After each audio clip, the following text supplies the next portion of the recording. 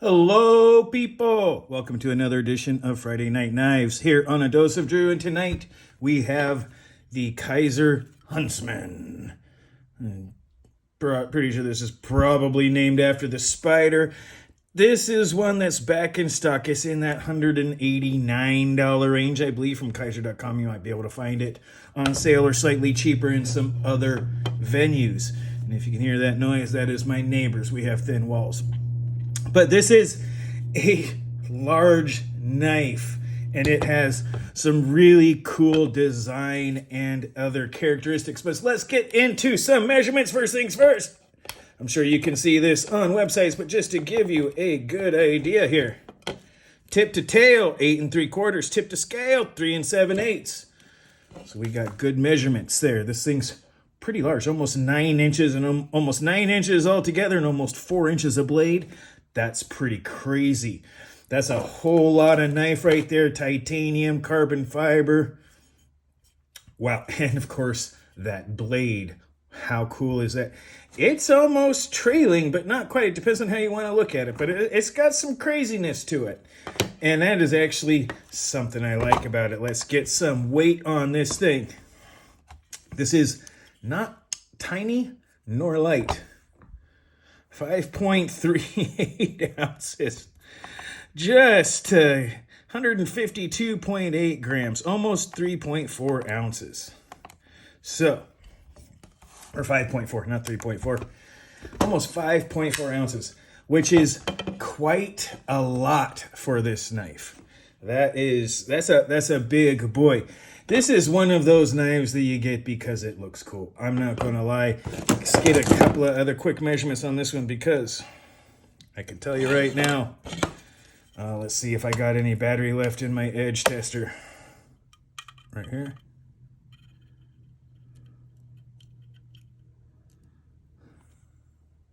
$20 thousandths at the short side. Way up here at the edge. The tip.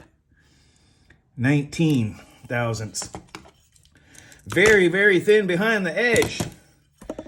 It's not the thinnest. There's definitely thinner ones out there. That's pretty thin behind the edge for what this is. It's probably a little thicker here at the shortest point, but you're probably looking at something between 21 and 19, which is pretty crazy. No distal taper until you get to that secondary grind on the tip, that sort of axe grind on the end there. Very, very cool. Let's get some of these sandwiches in here because, my goodness, is this a big beast. Paramilitary 2. Can't quite hang. It's still a little bit short.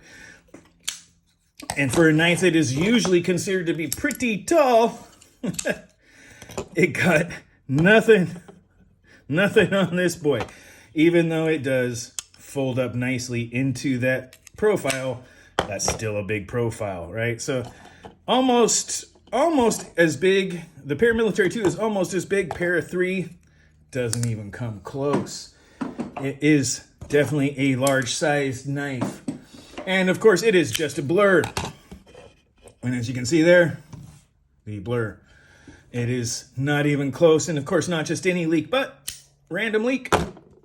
Again, way smaller in many dimensions. So this is not a tiny knife. It's got a lot of action happening. Let's get some of the other standards here. Bench made bug out. Look at how massive that is. Civivi Elementum. Yeah, this thing's you'll see this in your pocket. People will realize you're compensating, but that's okay because you got a Huntsman there. You have style. And just to bring a couple of others out from,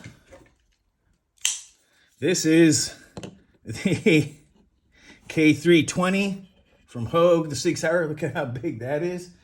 And in case you had any doubts, the Sheepdog. Again, that's not the large, that's the regular. So there are obviously some that are there. But even the Sheepdog doesn't quite look as large as it normally does next to this thing. So, yeah, it's there. And so, just to get through after I've talked about how large it is, this is it compared to my Wiener. What can I say? It is both more stylish, has a better curl up at the tip and is larger and thicker. Sometimes you just can't win. All right, let's get to the damn nice, the design, aesthetics, mechanics, noteworthy points, intended purpose, cost to value ratio, expectations, and of course, if there are any requests for the damn nicer. All right, so the design. The design and aesthetics on this thing pretty much are huge. Like, this is not something you look and go, that looks super useful. You look at it and go, that looks so cool. So the design, yeah, it's S35 yen, so you get good edge retention. You get a good super steel for the price, right? Wipe that blade off so the fingerprints maybe will go away a little bit, maybe not. It's super steel for the price. It's got this wonderful milling that gives it a lot of character, gives it some interesting angles, very, very contoured, huge, lots of room. And even in a gorilla grip, there's still lots of room on the back end there. So if your hands are slightly larger than average, there should be plenty of room here for you. It is reverse grip. It's kind of ridiculous in the coolest fun way. It is. There's something fun about both the small and the large knives where you see people just put in the effort to make something cool and make it work and really show the craft. And this design, well, I'm sure it can even be even more in something like a custom. The Kizer's done pretty good with the design. Ergonomics, pinch grip, scoring. You want to get that. You got lots of, like, the hand clearance on a surface is actually pretty amazing, right? And believe it or not, that recurve in the design really comes in handy. It is incredibly sharp for a factory edge. Just to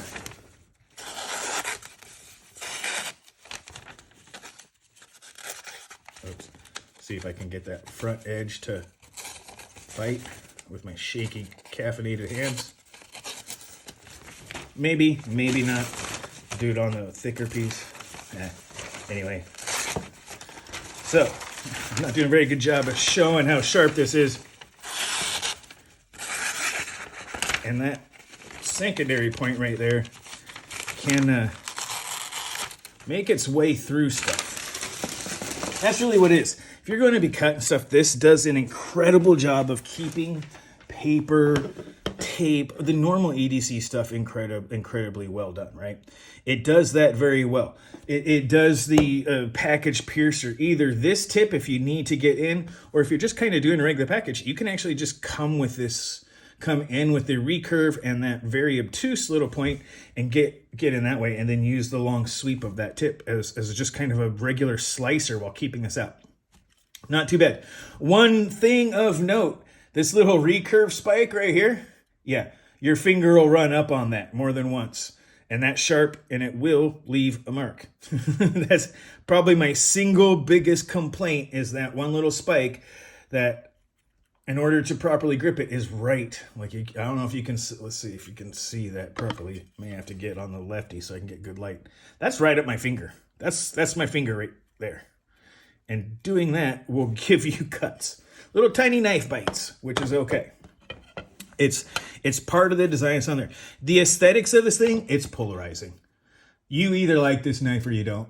You know, this has got some incredible design language, some wonderful lines. It's very well done. You know, it looks really good. There are a couple of things on the execution. See if you can hear this. That's the tiniest little bit of lift on the carbon fiber on the front. The back is kind of all around the edges. Have I seen worse? Absolutely. I've returned worse. This isn't too bad. It's pretty consistent all the way around. It is the level of fit and finish. I have seen better. I have definitely seen better. In fact, I hate to say it. This is probably done in a whole way, but the Petrified Fish G10 inlay is ridiculous.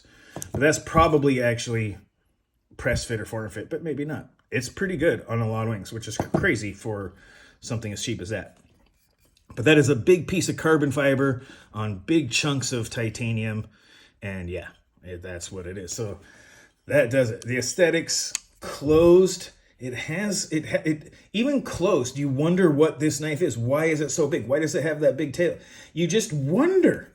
Like, this thing invites wonder when you look at it, whether it be closed or open. And that level of aesthetic is actually cool. Yeah, you could reverse flick it. The cutouts do make for something similar to a slot where you can reverse flick with there, or the thumb studs. The thumb studs also work in conjunction as a stop pin. There's another stop pin, so there's a couple doubles there, which gives it a nice robust feeling. And it looks cool. The carbon fiber gives it an interesting look while being being functional as an overstop. And there is an overstop built into it, but it's as its own overstop. It's pretty cool, I have to admit. It's got a lot in there. And the mechanics, very controllable, smooth.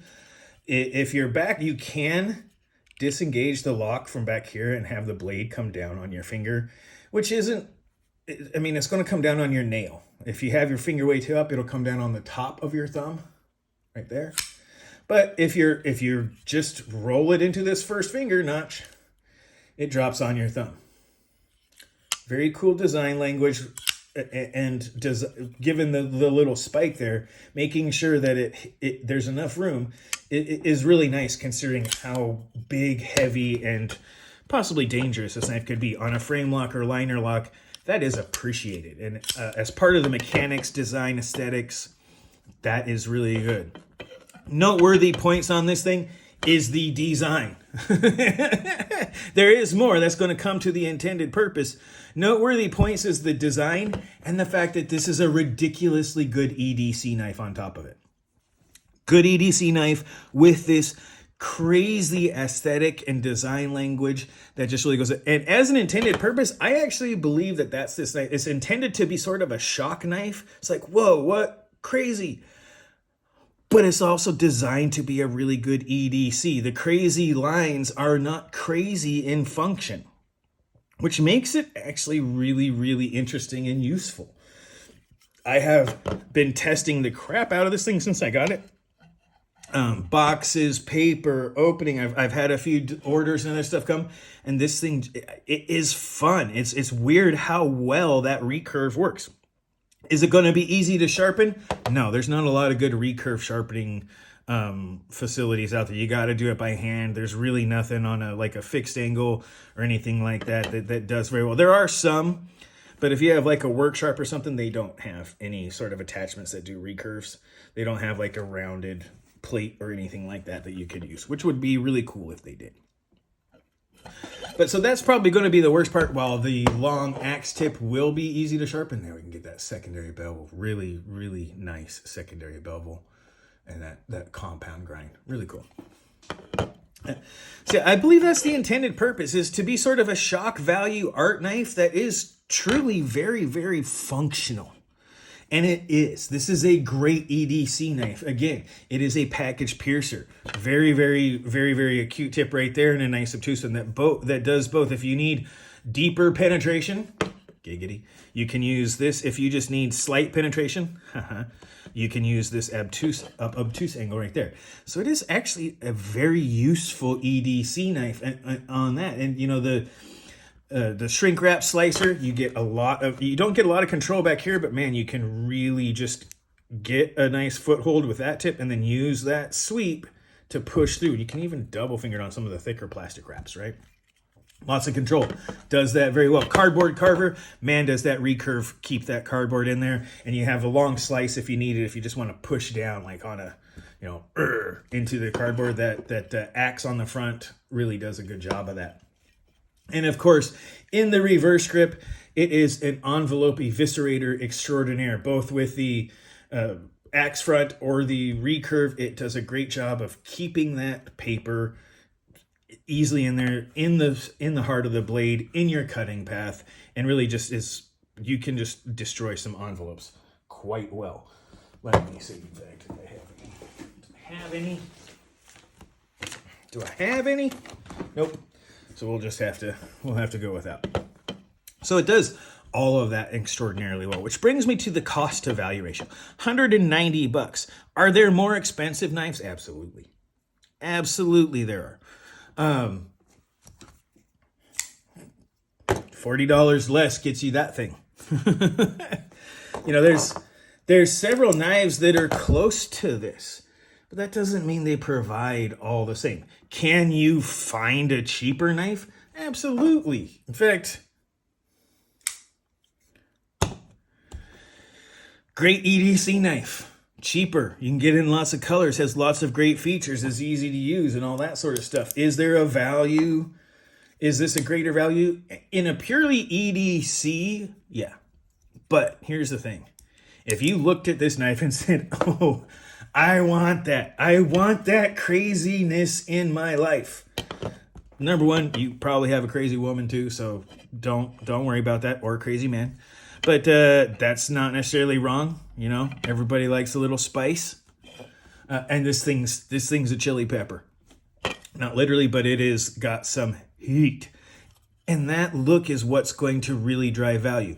Overall, $190 for so much titanium, carbon fiber, S35 VN. It's not a button lock, but just the sheer amount of machining quality. There's a lot of titanium work in here. It's not weight. There's no weight relief by the 5.4 ounces. So there's a lot here. Are there other knives for similar price and the similar? Yeah, this is a competitive area. In fact, I can throw another one out. In fact, I believe it is even another Kizer. Yeah, there's similar price range. Still a big knife, still a lot of stuff. Is it a better EDC? That may be up to you. But there's several options in there. And this one's got a lot of style. It's got personality, character, all that sort of stuff. Which, quite honestly, on the cost to value ratio helps it. Because most of my cost to value ratio is very practical when I do it. But this is one of those knives where it's practical, but there's other knives that are just as practical, and this sets itself apart. So while I will give it a cost to value ratio of 88, had a couple others on there. It is a little bit expensive. You get a lot for the money. S35 VN at $190 is not bad. You know, it's starting to get up there, but it's a great steel as long as it's heat treated properly. I've seen some things that may indicate that Kizer tends to go way more towards, say, the 58 to 60 range instead of the 59 to 61 range, considering it's like 10% or something like that. Each HRC point is something like 10% harder. That's a lot, and it would make a big difference on edge retention, but it also makes a difference on toughness. So there's value there. And I expected this to be well done. Kizer usually puts stuff together pretty good, and this is honestly no exception. What I didn't expect is how useful and good of an EDC blade this would be. The curve that comes down and then kind of flattens out right there is just about perfect. It is just about perfect for a thumb in a saber grip. It is that really sharp curve right there is just about perfect for the finger over the top. Is there a good pinch grip? Not really, but you get this grip way more preferential. Is it still useful? Absolutely. And that pointy tip, yeah, pick a sliver, pierce a package. That secondary point right there is always going to be your other way to get into package and do all sorts of other stuff, as well as just kind of the straight out chopping action. And it's sort of overbuilt. There's a couple of different stop pins. There's the thumb studs. There's the stop pin. There's a lot here. So yeah, I didn't expect it to be as good of an EDC knife as it is. I expected the design to be cool. I expected Kizer to do well, but I thought, hey, it might be just all right. It's a really, really good EDC knife. In fact, it's such a good EDC knife. Here's my request. G10 or micarta and 14C28N or even 154CM. That would be my request, is actually bring this down to under $100. Give us a Huntsman that's more practical, that can be used. Keep it tight. If it has to be aluminum, it has to be aluminum, but keep it so that you have a lot of the same sort of overbuilt type qualities, but in more affordable materials, with a maybe slightly tougher steel, what you give up on edge retention, you will gain in toughness, and you probably won't give up. I mean, S35VN is really good at edge retention, but it's such a low hardness. If you can get 14C28N up into the 60 to 61 range on a production knife, if you would, you probably will be able to get similar performance and maybe even a thinner edge. Like, there's a couple of things that would be my request. Give a more affordable knife with slightly tougher steel to get a thinner edge, and you have all of the practicality at a more affordable price, so more people can get their hands on it. And this kind of style is really amazing. So that's my request to get the damn nicer would be something a bit more affordable, because $190 is a pretty big commitment for a lot of people, especially while they'll get a knife they can use every day. Absolutely. It's also a little heavy, so maybe some weight reduction on the more affordable one. Heck, give me a slight mini one that's just a little bit shorter, maybe 3.5 or 3.4 inch blade instead of 8 3/4, maybe 8 inches. Can start getting something like that. It'll still fit a lot of hands. It'll still do a lot of things. But man, will you be able to, will it fit a lot of people? So those are the kind of things, because this is stupendously good for as artsy and strange to a certain extent as the design is. It looks like it might just be an art or kind of a funky knife you may not carry, but it is extraordinarily good as an EDC knife. Overall, I'm going to give this one a 94 out of all of that. The design and all that stuff is really, as a total practicality, just cost to value, practicality, 88 overall. Not just cost to value, but just in practicality, because you give up a little bit of practicality for the design, a little bit of finger danger, a little bit of extra handle, a little bit of weight. So you do give up something in order to get this design. But there's other knives that don't have that, and you still have similar weights and stuff. So it's not a complete giveaway. But I do like how functional this was made, both in design and execution. Is it perfect? No. There's a slight lip around the entire carbon fiber inlay. There's lots of good contouring. There's a couple of things about it that big pocket clip just is monstrous. It's heavy, but man, does that look cool. And that's kind of where I'm going. The design and aesthetics, fantastic. Mechanics, right on point, extremely smooth, able to be controlled by gravity. It does that big heavy blade does drop shut though once it'll kind of sit, but just for a quick moment. So it does have a lot going for it there. So the design and aesthetics, huge on this one. The mechanics, very well done. Noteworthy points, it looks this cool, and its intended purpose as a looking cool EDC knife, it does very well. Cost to value ratio is a little bit low, but that's because it's just a fairly expensive materials and very well done. A lot of machining and all that. And of course, the expectations of it being good were exceeded by it just being great. It's a great EDC knife with a lot of style. And the request would be a slightly more affordable version, maybe some tougher steel, give up a little bit on edge retention to get some toughness in there. Make sure the steel's up there in that 60 plus range, and give us something like a G10 or micarta, or even aluminum or something like that.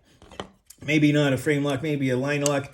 Heck, with this thing, I'd take Kizer's clutch lock, to be perfectly honest. If you had something else on there, give it a clutch lock with the thumb studs, and let the thumb studs be part of the stop pin along with the clutch lock. It would still look pretty cool. Plus, or you could just completely remove the thumb studs and get those out of the way. But that would be it. And that is the review of the Huntsman here on A Dose of Drew. It is really good. It's very well done, and I'm going to leave it right there. It's easy to recommend this knife if you can afford it. Its practicality is better than you might think from the design. And the design, of course, polarizing as it is very well done. The details are there. They're, a little bit of tiny, it is. It's just barely enough to feel and catch with your finger. You don't feel it when you're holding it. You feel it only if you rub your fingernail on it. So very, very nice on that particular execution. Again, I have, if it was a little bit more or there were gaps, I have returned knives for that, but this one is actually pretty good. In fact, if I can get it there, you can't even see very well. It's pretty cool. So there we go. Kizer Huntsman in S35 yen. It is still in stock. Last I checked for US on Kizer.com, and they may even be at some of the better retailers out there. And but I'm going to leave it at that. So there it is. Highly recommended. A 94 on the recommendation because it is so stylish. 88 in practicality, 94 overall for this incredible, functional, and still fancy and cool design. So go ahead, take this video, watch it twice, comment as much as you like, be mindful of side effects. Remember to like and subscribe. This has been your dose of Drew. I am said Drew. You guys have a great rest of your night.